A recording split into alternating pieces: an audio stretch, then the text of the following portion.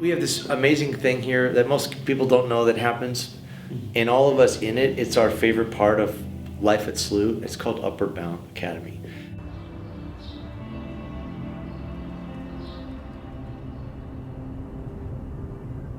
And one of the first things we do, like on day 3, is on our first trips, is we take the kids across the street, and our first stop is to talk about Ole Pops.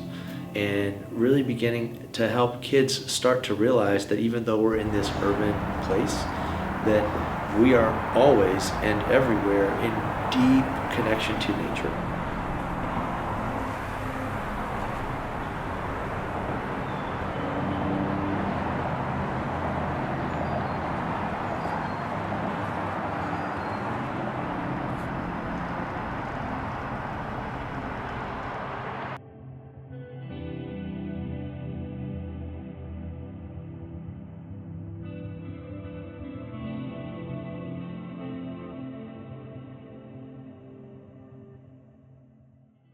And so I've always had kind of this connection to trees, and I grew up on a farm, 40 acres, and I built a lot of forts and spent a lot of time in the trees. I'm really into like outdoor stuff and backpacking, and if there's one place I'd rather be anywhere at any one moment, it's just in the woods. I don't think that I ever had a first noticing pop moment. I had lots of encounters with Pops because I am a runner historically. I'm just kind of phasing out of that, but for my whole life for exercise have been a 3 to 5 day a week runner. And the way that I kind of deal with just the stress of life is I head out the door often, and after school, when I'm done with my work, I would head into Forest Park, and I love running since I've lived in St. Louis, I've run in Forest Park. But I'd always have I had to take at the very least my keys with me because I need back in the building, and I didn't want to run with my keys in my hand. And so one day as I was cutting across, I just noticed this big gnarly cottonwood tree.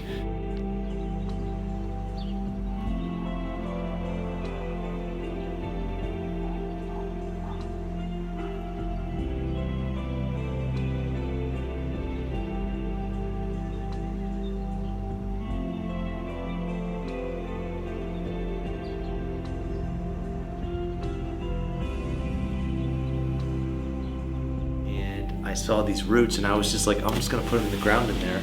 And there was this little cubby hole that just sticks up out of the ground. You can stick your keys under there and like cover it with a leaf. And I just started doing that. And so for years, that's how we built this kind of connection. Is there's this tree where I would stash, my keys, sometimes my phone when I started to have a phone, because I'm talking about a world too before cell phones, some of this. And so we had this kind of understanding. You just keep track of my stuff for me, and it was always there. He always had my back.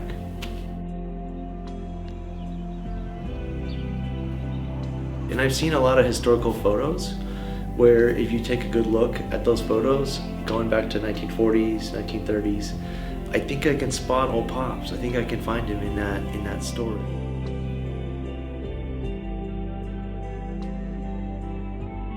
So could he be 150 years old? I don't know, but I'm almost certain that that tree is older than the 100 years we just celebrated here in Oakland.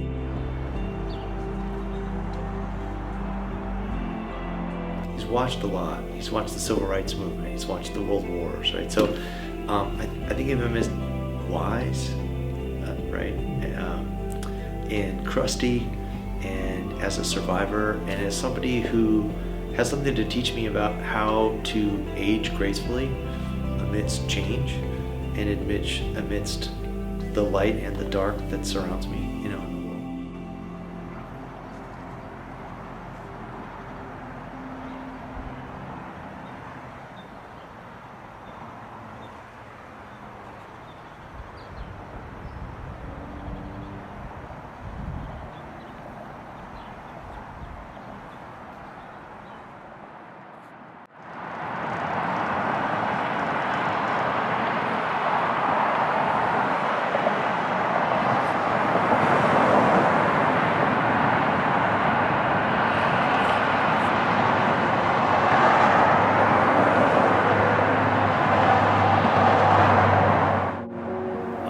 Some of our greatest and wisest and most countercultural voices in our American literary tradition. People like Henry David Thoreau really warned us that if we lose contact with the understanding that we are nature and that we are always in relationship to nature, when we begin to think that nature is somewhere over here and we're somewhere in some other place, that we're going to destroy the world. Like, we are very dangerous.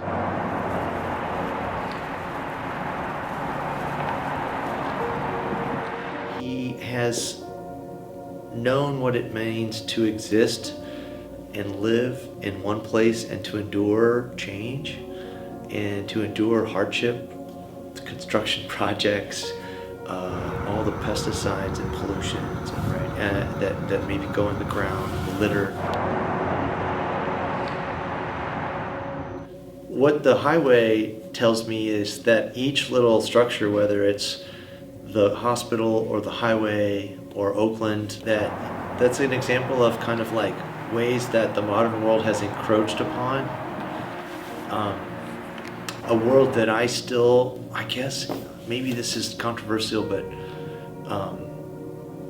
I think the old one is better. I don't want to look out at all these houses and alleys and pavement and say like it's necessarily ironic, but to the degree that we have not yet figured out how to live our lives in harmony with the world that was here before us, right? The highway reminds me of everything that's kind of like broken.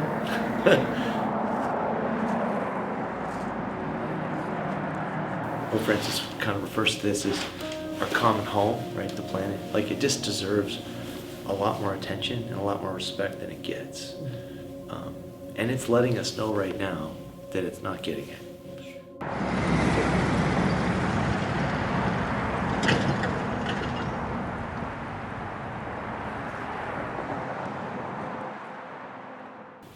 A big chunk of Ole Pops fell off recently. It's lying there. And there was a younger version of a cottonwood tree not far from that they cut out and took away. So there's going to be a day where Ole Pop's not going to be there anymore. You know, there's a lifespan for a tree. They're not designed to go forever. And so all those things that he's sort of been a part of, right, there's an end to it. The tree is ugly. There's nothing beautiful about a cottonwood tree. They provide a little bit of shade. This tree for me is just a great example of how you find something beautiful and worthy and majestic. And it's not a redwood, you know. It's not a sequoia. You know, it doesn't go on a postcard.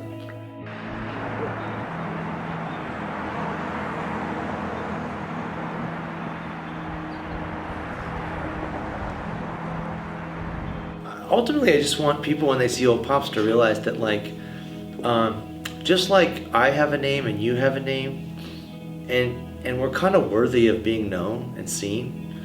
I think that's true for, like, trees.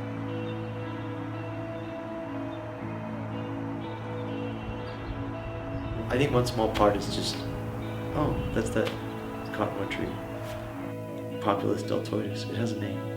Extending it to the grasses and extending it to the birds, it makes the world so much more wonderful when you know what all the sounds of the birds are, and you're like, oh, the house finch is calling, right? These are my friends, right? So when I go to the park, or I go to a state park, or I go hiking, you know, I always feel like this is coming home.